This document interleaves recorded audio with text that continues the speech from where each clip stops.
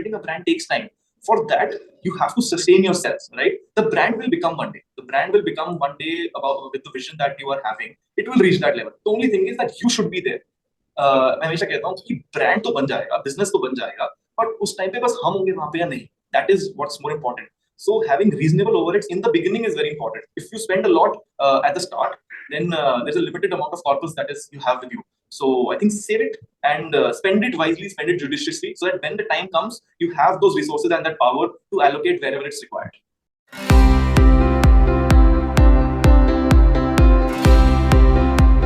Okay.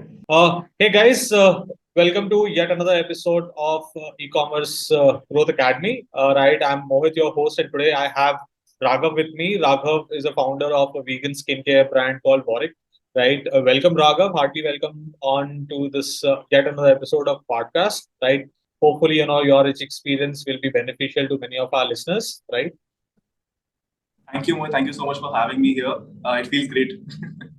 Excellent, Raghav. So, to get started, right, it's good to know about, a little bit of your journey, how it's been, how have you started, right, and why did you choose this niche segment of vegan care, skincare brand, right? Maybe, that could be a good starting point.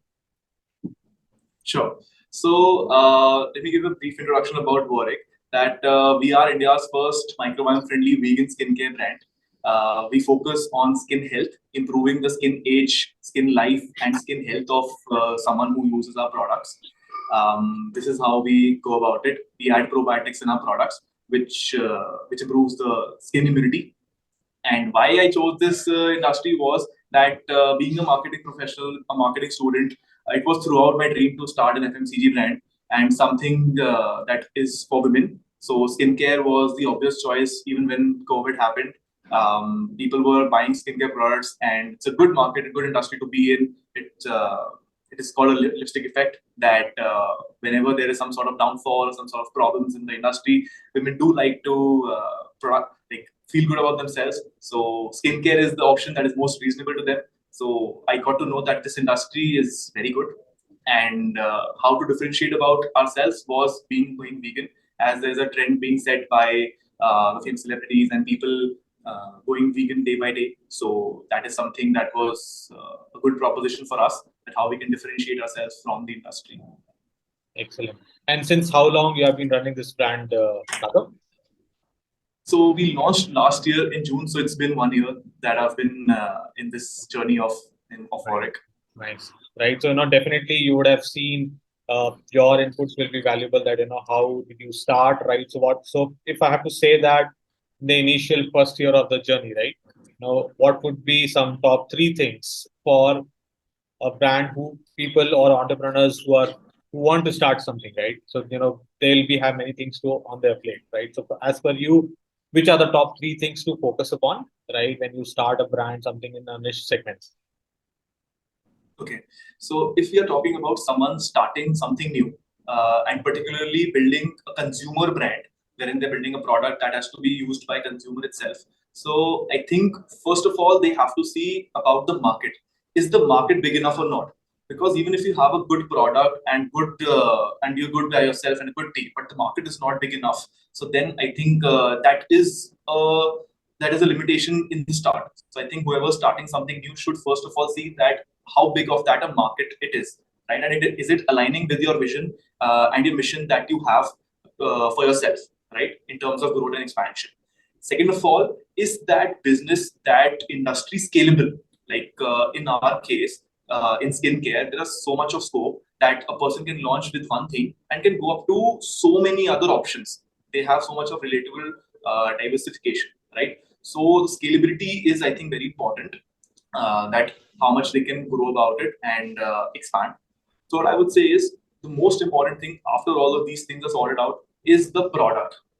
The product, is the product a market fit, right? So a minimum viable product, if you can create, just to see that and test that in the market, if this is going through and if the people are liking them or not. So I think if your market is right, if it's scalable and your product is good enough, if it's solving a direct need of a person, if it is solving a direct problem, right? Then I think it would be a good proposition to go about it. A lot of people, what they do is they start and then they figure it out later, which is also a decent option. But if you have time, I think you should figure out these things earlier before diving in, right? Before building a team and a brand and marketing and everything. If you've got the basics right, then I think it can be a good foundation for beginning. Okay. So, if I have to add a supplementary question to that, right? Now, many people, as you rightly mentioned, that may not have a lot of information in terms of what are the few steps that I may have to do once I have done the analysis, right? So, if you have to share what were your initial, few mistakes which you did, right, in the initial, say, first year, 12 months or, 18 months of the journey, which, the other folks can probably avoid it, can take some learning from. Of course. So when I started off in skincare, I didn't have any background in this industry, right? So the kind of strategy I used was to connect with people who have a good background in this industry so that they can guide me, right? So the first mistake I think here, what I did was to identify the right person to go ahead with. So I had to change a lot of people because I couldn't find that right person who has the right experience, who can guide me in this industry, right? So I think the first initial step of building a team or even having a consultant or any mentor who can guide you about your industry, about your business is very important. Identifying the right person, the right set of team initially is very important, right? Because I feel it's not just the founder, but the team who builds the company, who runs the company. So having the right people around you, right guidance, right mentorship is very important, which I think was a mistake that I did earlier. And second of all, what I can say is having less overheads in the beginning, because a brand takes time. If you're talking about building a brand in particular and not about other industries, building a brand takes time. For that, you have to sustain yourselves, right? The brand will become one day. The brand will become one day about with the vision that you are having. It will reach that level. The only thing is that you should be there. मैं हमेशा कहता हूँ कि brand तो बन जाएगा, business तो बन जाएगा, बट उस टाइम पे बस हम होंगे वहां पे या नहीं. That is what's more important. So having reasonable overheads in the beginning is very important. If you spend a lot at the start, then there's a limited amount of corpus that is you have with you. So I think save it and spend it wisely, spend it judiciously, so that when the time comes, you have those resources and that power to allocate wherever it's required. Okay. So I think these are the few things which someone should keep in mind when they are entering the new business. Okay. So what are the initial, growth levers which, you acted upon, right? Which gave you that boost, that confidence that, okay, now I think this is sustainable, right? What are the, if you say top 3 hacks or, these are the soft actionable items which I picked upon, I started focusing on, hey, this is what I will focus on next 6 months or so, right? What would be your, top 2, 3 levers which you were writing upon? Okay, sure. It's a very broad question, so I'll try to break it down in some parts. The growth levers, I would say, is it is divided into 2 parts. First is the product itself, and second is the marketing around it, right? Because I always say that with marketing, you can only sell the product once, but if your product is not good enough, they'll not come back, right? And if your product is good enough, then there is no power in this world who can stop the customer to come back for you if your product is genuinely good and solving their need, right? So the biggest growth lever, I would say, is the product itself. The research, the development, the testing should be so strong. The quality should be at that level that if someone gets their hand on your product, they should come back, right? If your company is supposed to shut down tomorrow, there should be at least 100 people outside your office asking that what has happened. We need your product, right? So I think that sort of consumer pull and consumer demand should be there, which can only be built by the product. The first lever, I would say, is the product itself, right? And once we got the positive reviews and the feedback from our customers, the influencers, our friends and family that, okay, the product is genuinely good, then I got the first boost of confidence that, okay, this is something which can work because the customer is liking the product. Right. So that would be the first lever. Second would be, as I said, marketing, right? There's a lot of channels around it, right?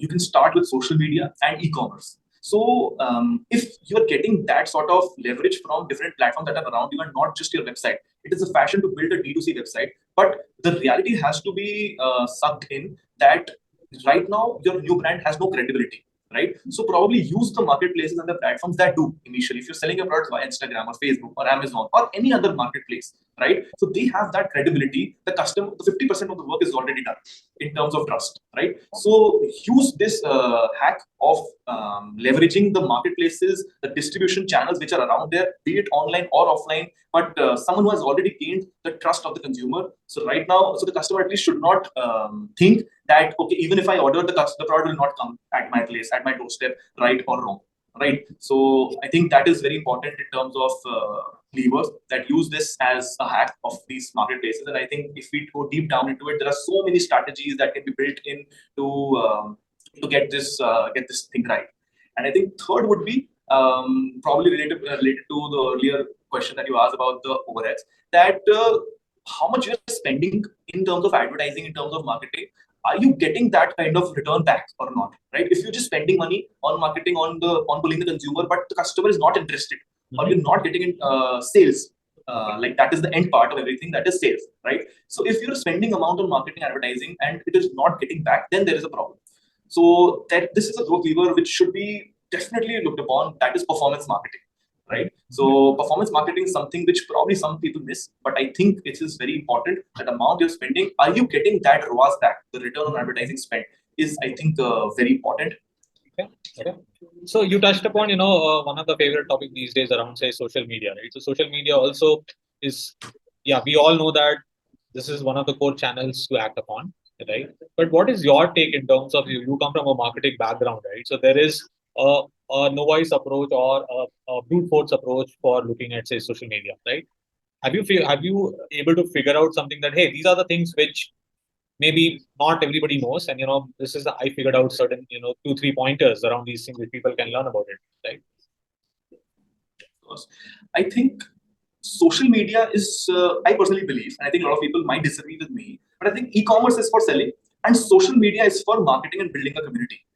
Our approach, the approach that we follow in our company is in social media to not sell, but to create a community, to build a community, to build an audience which likes to listen to what VauricC has to say, right? So I think the end goal in social media or on Instagram, Facebook, when you're marketing in terms of a creative communication, it should be to build a loyal audience and a community, right? If you're able to do that, then at any point of time, you'll be able to leverage that data, the people that you have with you, with anything that you want to sell in the future, right? So I think the approach should not be just to push on social media, but it should be very engaging, like what we have to say, then listen to what the customers have to say. So whatever content that we try to create is very engaging, that the customer likes to listen to and looks forward to VauricC posts or VauricC reels in the future. That, oh, VauricC has posted something, let's have a look at it. That is our mindset, our approach, our aim, our goal whenever we create a calendar or whenever we try to create any sort of communication in terms of social media. And here I would like to add another point is the booming influencer marketing industry, if I may. So this is a very good channel to use to build credibility and trust in terms of your consumers and even awareness, right? Because they have a lot of followership, a lot of audience, right? So if their audience can align with yours, then it would be a very, very good combination which both of us can leverage, right? If they like our products, if they use our products, and they can showcase them in front of their audience, then I think that can bring a good amount of traction to your brand. Okay. Okay. So a supplementary question again around, say, influencer marketing, right? So there are a lot of influencers around, us, which people do hire, right? But what is your take on that? Like, how do I strategize my influencer marketing? How shall I find them? How do I, say that, okay, now this is the one which, I probably will add a lot of value to my branding or my campaigns, right? So what is your thought around, 2-3 simple actionable points which people can take away from this from an influencer marketing perspective? Sure. Okay. So firstly, there has to be 2 things that have to be decided by the brand itself. First is that the audience they are targeting, the audience that they have, and the second is their goal with influencer marketing, right? So firstly, if you have an audience of, say you're selling like shoes, right? So you have a particular type of audience, right? So whatever audience that you have, you just have to find the influencer accordingly, right? I'll change my example if I can. So for example, you have a restaurant. Okay. Okay. Hello. Yeah. Sorry. So I was saying that, for example, you have a restaurant. So you would like to connect with the influencers who have an audience that is interested in trying new restaurants, right? So probably chefs, right? Or maybe people who visit food places a lot, or are critics, people who give reviews about new restaurants, new places, right? So I think if you know your audience and you can identify the influencers who are aligning with your audience, then that is good enough, because the scale can be different, right? Because it depends on your pocket, right? You can even collaborate with a partner influencer who fits in your audience. You can collaborate with a big celebrity, social media star, social media influencer, if you have those kind of pockets. But I think audience is very important. And secondly, the vision that I was talking about. What is your vision and goal with influencer marketing? Because it should create an impact, right? Whatever strategy you are opting for, if it's creating an impact, only then it makes sense. I'll give you an example. If you collaborate with say 10 influencers in 1 month, right? So that would probably give you 2 to 3 influencer posts per week, right? Is that giving you some sort of impact in the market or not? Is it creating a buzz or not, right? So if it's not good, if that's not good enough, probably collaborate with say 300 influencers, right? There is also a method to do that. Collaborate with 300 influencers at once, right? So that can create a buzz in the market. Need not to be paid influencers. You can get barter influencers. You can connect with agencies who can help you with that, or freelancers, or probably yourself, right? But if it's not making an impact, then maybe it's not good enough, because your only goal from influencer marketing is to build awareness, create trust, and then get sales out of it, right? Okay. So I think the audience and the goal of impact should be intact. Okay. And so the whole branding, the whole marketing stuff, right? We could see that, you do a good amount of engagement at your website as well, right? In terms of, playing these, shoppable videos, user generated content, right? So from where that thought is coming, Raghav, like, why do you think those kind of things will help or is helping you? So frankly, as you touched upon the shoppable videos, this idea we got from the customers itself. Because initially when we started off, and whenever we used to send out our orders, we every time used to call our customers and ask for their feedback, that how did they get to know about our brand, and what made them interested about us, and do they like the products or not, right? And what can we do to convince them, or maybe help them understand about ourselves and the products better, right? So from there we got an insight that user generated content is very important. I'll elaborate on that. User-generated content means that people like you and me use the product, showcase the product, tell something about the product, that how that feels, how the texture is, and what kind of benefit that is giving to them, right? So our audience can relate with them. They relate to people more like with you and me rather than a celebrity, right? So that was a conscious call to connect with people, genuine, real people who use our products and send videos about their honest feedback about our products, and that has really helped, because people who now don't know how to use the product, or anything about the product, they get to know about them with these videos. And I feel that the interface should be so user friendly and customer friendly that the audience, the customer, should not have to give any sort of effort, right? Because the attention span is so less that if you flinch, then they're gone, right? So you have to be there for them every time, at all times, at all convenience. Your website should not be slow. Your colors should be very warm on the website. If it's tacky, then the customer will leave. It is, I think, a whole picture, right? If there are 10 things, you have to get all those 10 things right. Even if you get one thing wrong, and I have learned this the hard way, that even if you get this one thing wrong, then even though 9 things don't matter, because and it's not the fault of the customer. There's so much of competition out there, so many choices are there, that the customer attention span has reduced drastically. So you have to fulfill their desires and their needs at all times. And interestingly, sometimes even the customer doesn't know what their needs are. So you as a marketer, you as a brand, has to identify that, okay, this is what my customer needs, and this is how they want this to be presented, right? So from idea till execution, that journey, I think, is very important. Yes, means I think you touched upon on a very broad topic in terms of customer also sometimes get overwhelmed in terms of what they would want, right? Like, the whole product discovery as a problem is hitting majority of the brand options. Both there are multiple options customer may have, right? So, brands should have some mechanism to drive that experience, right? I think you are going with one of these, video-based engagement at your platform, right? Hopefully it will be serving well. The reason why I'm talking about here is now, we at Blash probably, provides a similar kind of engagement, around websites, right? So now when we go and speak to, many brands, so this is one of the problems which comes very often in terms of that, we have been running many campaigns, right? How do I know I'm able to drive my customer using performance marketing, right? Now, how do I make them stick on my website, right? What shall I do? So yeah, right. Couple of more questions around the engagement at the website, right? Now, what have you seen? You're talking about, say that, okay, now 1 out of 10 things also, if it goes bad, right? You have seen a drop, right? So help the viewers or help the listeners in terms of, hey, avoid these 2, 3 mistakes, right? Around when you're designing your UX or you're designing your entire customer experience on the app or a website, right? What would be those couple of simple actionable items? Okay. All right. So I'll take an anecdote from what you said, but that there's so much of competition and choices for the customer, right? So I think the first thing when you're building a website or an app should be SEO friendly, right?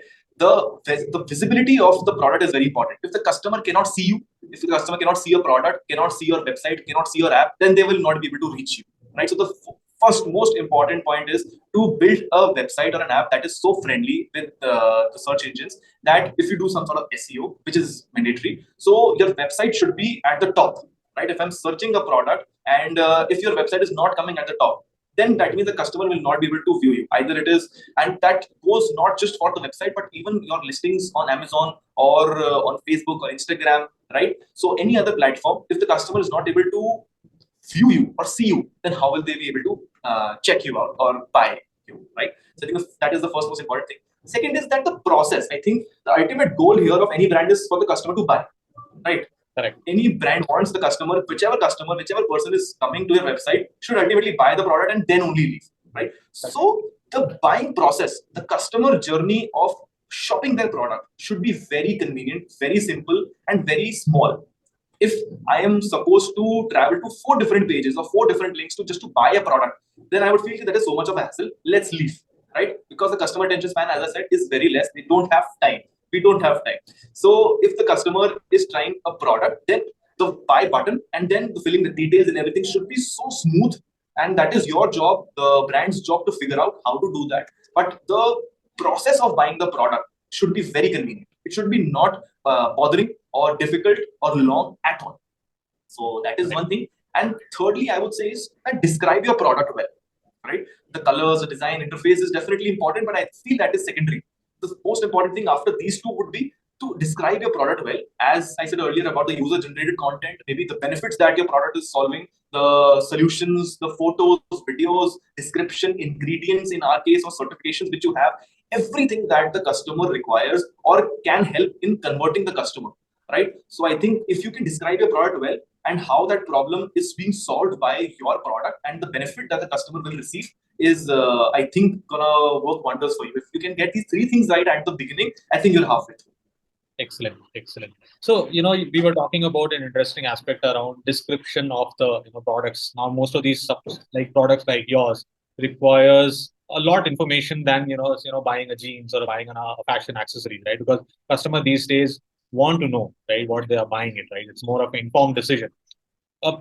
Why I'm asking this is now majority of the e-commerce want to leverage the growth in say tier 2 and tier 3 cities, right, where the next wave of the new customers will come from, where the whole intellectual capacity in terms of understanding these textual description probably dips a bit in terms of that what do you want to, how fast you can consume that much of information, right? What do you think, how does a brand is probably looking to solve these kind of issues at your end, right? Like, how do I pass this information to a tier 2 or three cities who is not very much quick or capable enough to understand these jargons around certification and all those things, Raghav? Right, you touched on a very important point, and I always discuss this with my team and tell my team that whatever you're building on the website, it should be so simple that even a 6-year-old can be able to purchase it and understand the product well. Even a 6-year-old should be that it should be that simple for a 6-year-old, and the process should be so simple that even a 60-year-old can buy, right? So the description should be that simple and the process should be that small that anybody can buy it and no one should face any problem, right? We are not fond of jargons at all, right? So use the language which everybody can understand. And I feel that everyone, I think in tier 1, tier 2, tier 3 cities, every kind of person is there in every kind of area, right? Yes. So if your audience aligns with them, then it is your job for the customer to see what you're trying to show, right? It is ultimately, the case is not what you're saying or sending. It is ultimately the case is how they're receiving it and if they're receiving it or not, how they're perceiving it. That is what's more important. मैंने बोल दिया मेरा काम हो गया, नहीं, उन्होंने ultimately लिया कैसे, उन्होंने समझा कि नहीं समझा. That is what's more important. So definitely there are some things which are used which are fancy, like the certifications, to show that okay, this is something which is aspirational.